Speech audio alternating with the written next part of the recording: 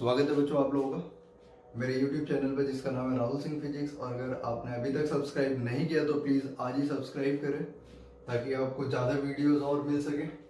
और इधर देखें, अभी हमने पिछले टॉपिक में पढ़ा था क्वांटाइजेशन है ना।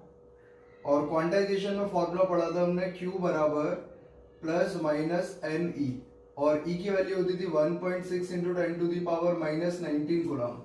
देखो, ज्यादातर जिस तरीके के क्वेश्चन पूछे जाते हैं इस टॉपिक पर उसके बारे में डिस्कस करते हैं। पहला क्वेश्चन बहुत बेसिक क्वेश्चन, जैसे मैं आपसे बोलूं, क्वेश्चन है calculate number of electron in 1 coulomb charge. अगर किसी पे 1 कूलम चार्ज है तो उस पे कितने नंबर ऑफ इलेक्ट्रॉन ट्रांसफर हुए या उसने गेन करे, तो वो तो आपको पता ही चल गया होगा। अगर पॉजिटिव चार्ज है इस पे तो उसने इलेक्ट्रॉन डोनेट करे होंगे, और कितने इलेक्ट्रॉन डोनेट करे होंगे वो निकाल लेते हैं यार। तो देखो जरा, आपको पता है क्यू कितना दे रखा है मेरे को 1 कूलम, और एन निकालना है। तो एन बराबर कितना, क्यू बाई ई। क्यू की वैल्यू कितना है 1, ई की वैल्यू 1.6 इंटू 10⁻⁻19। आप इसको सॉल्व करेंगे तो लगभग कितना आ गया मेरे पास 6.62 इंटू 10⁻18। इसका मतलब अगर किसी पे 1 कूलम चार्ज है, प्लस का है, तो उसने पहले तो इलेक्ट्रॉन डोनेट करे होंगे, एक बात क्लैरिटी होनी चाहिए। दूसरी बात, कितने इलेक्ट्रॉन ट्रांसफर करे होंगे उसके लिए आपको पता चल रहा होगा बच्चों, ऐसे निकाल सकते हैं। अगर मेरे से कोई क्वेश्चन पूछे क्या उसके कुछ मास में इंक्रीमेंट हुआ होगा या डिक्रीमेंट हुआ होगा, मतलब उसका जो मास है वो बढ़ा होगा या घटा होगा, तो सीधी सी बात है भाई, एक इलेक्ट्रॉन अगर जाते हैं तो जितना उस पर मास होगा उतना मास कम हो गया। और अगर जितने इलेक्ट्रॉन हमारे पास गए, एक इलेक्ट्रॉन के मास से मल्टीप्लाई कर देंगे तो टोटल मास रिड्यूस आ जाएगा।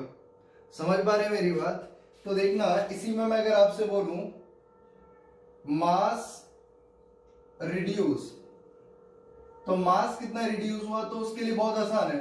तो मास रिड्यूस जो हुआ वहां पर वो बराबर हो जाएगा कितना, number of electron transfer into में मास ऑफ 1 इलेक्ट्रॉन।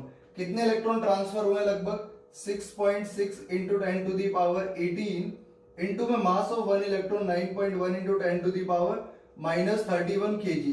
लेकिन ये इतना कम मास होगा कि उसको हम आसानी से ऐसे तराजू पे रख के मेजर नहीं कर सकते, है ना। मतलब अगर हम चाहें कि भाई इसको मेजर कर लें तो इतना आसानी से इसको मेजर नहीं कर सकते, क्योंकि जो मैग्नीट्यूड जा रहा है वो बहुत ही कम जा रहा है। तो अगर आप इसको सॉल्व करेंगे तो मास रिड्यूस भी हो जाएगा। तो क्वेश्चन बिल्कुल सही है कि अगर किसी बॉडी के पास +1 का चार्ज है तो वो इलेक्ट्रॉन डोनेट कर रही है, कितने इलेक्ट्रॉन डोनेट कर रही है उसको निकाल सकते हैं। क्या मास भी उसका डिक्रीज हो जाएगा? बिल्कुल हो जाएगा, लेकिन इतना नहीं होगा कि आप उसको मेजर कर पाए। तो एक क्वेश्चन ये हो गया मेरे पास, नंबर ऑफ इलेक्ट्रॉन निकाले मैंने।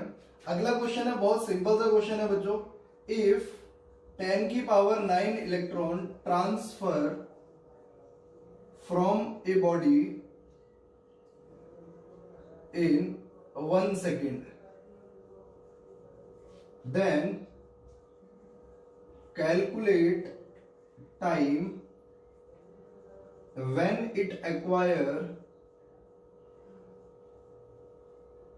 1 कूलम चार्ज। जब ये कितना चार्ज एक्वायर कर ले, 1 कूलम चार्ज एक्वायर कर ले। तो भाई बहुत आसान फॉर्मूला होता है, ज्यादा टाइम लगाने की जरूरत नहीं है। T बराबर total number of electron transfer for given charge and divided by number of electron transfer per second. Total number of electron transfer for given charge upon में total number of electron transfer per second, है ना, number of electron transfer per second. अब बच्चों हमारे पास total number of electron 1 coulomb के लिए already निकाल चुका हूं मैं, कितना 6.6 इंटू 10⁻18 एंड डिवाइडेड बाई कितने इलेक्ट्रॉन जा रहे हैं एक सेकेंड में, 10⁹9। तो 10⁹9 से डिवाइड करा तो टाइम आ गया लगभग 6.6 इंटू 10⁻18 सेकेंड। लेकिन अगर आप इस वैल्यू को और क्या कहते हैं ईयर वगैरह में कन्वर्ट करता हूं मैं, तो क्या करा जाएगा, सेकंड को डिवाइड करता हूं 60 से तो मिनट में आ गया, मिनट को डिवाइड करता हूं किससे 60 से तो आवर में आ जाएगा, 24 घंटे तो डेज में आ जाएगा, 300 कितना 365।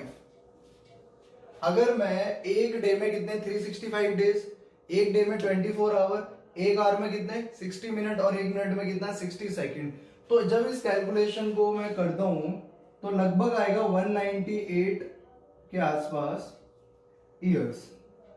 और इसको आप राउंड ऑफ करके भी याद रख सकते हैं, बहुत जाना पहचाना क्वेश्चन है, इसलिए डायरेक्ट वैल्यू भी याद कर ली जाए तो इसमें कोई दिक्कत वाली बात नहीं होगी। चलिए ये समझ में आएंगे आपको दो क्वेश्चन जिसमें मैंने नंबर ऑफ इलेक्ट्रॉन निकालना बताया, मास रिड्यूस कितना होगा या गेन कितना होगा, कौन गेन करेगा कौन रिड्यूस करेगा उसके बारे में चर्चा करी, टाइम से रिलेटेड चर्चा करी। अगला क्वेश्चन है बच्चों, कैलकुलेट नंबर ऑफ इलेक्ट्रॉन और प्रोटॉन इन 10 ग्राम वाटर। ठीक है, 10 ग्राम वाटर में कितने नंबर ऑफ इलेक्ट्रॉन या प्रोटॉन होंगे। तो सबसे पहली बात, वाटर का मतलब क्या, H2O मॉलिक्यूल, तो अब उसका मॉलिक्यूलर मास लिख लो पहले। मॉलिक्यूलर मास कितना हो जाएगा 2 इंटू में हाइड्रोजन के लिए 1, ऑक्सीजन का 16, मतलब टोटल हो गया 18, है ना। ये इसका मॉलिक्यूलर मास आ गया।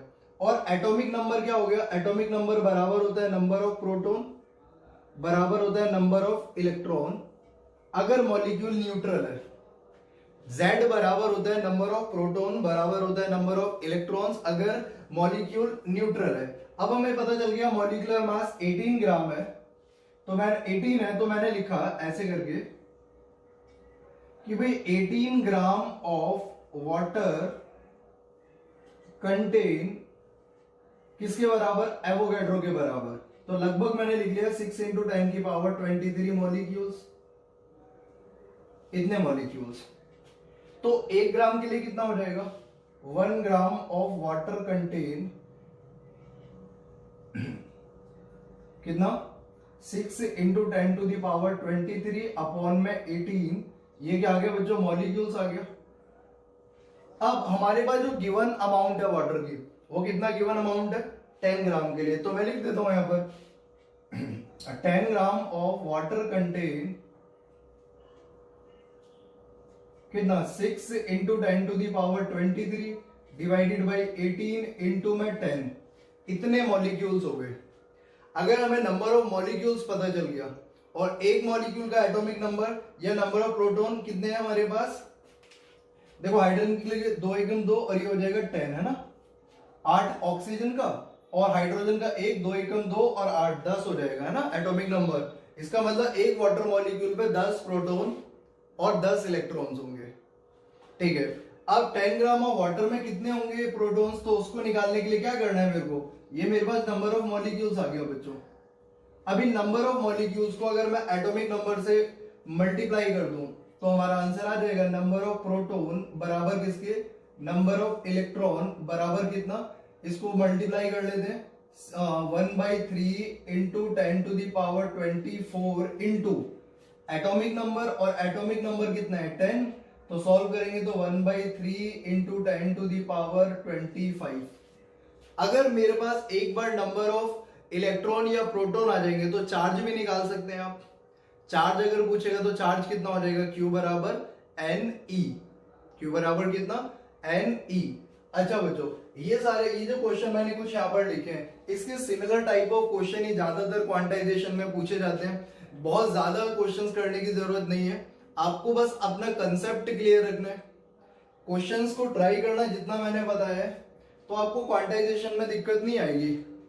इसके बाद अगला जो हमारा लेक्चर होगा वो लेक्चर होगा हमारे पास किसके लिए, कूलम्ब्स लॉ के लिए। हमने चार्ज के बारे में पढ़ा, चार्ज की प्रॉपर्टीज के बारे में पढ़ा, अब जो हम पढ़ेंगे वो पढ़ेंगे कूलम्ब्स लॉ के बारे में। और कूलम्ब्स लॉ हमें बताएगा किसके बारे में, कि दो चार्ज के बीच में कितनी फोर्स होती है और वो फोर्स किन किन फैक्टर्स पर डिपेंड करती है। उसके लिए आपको अगला लेक्चर देखना होगा। उम्मीद करता हूं आप लोगों को यहां तक मेरी बात समझ में आई होगी। अगले लेक्चर में फिर मिलेंगे। Thank you.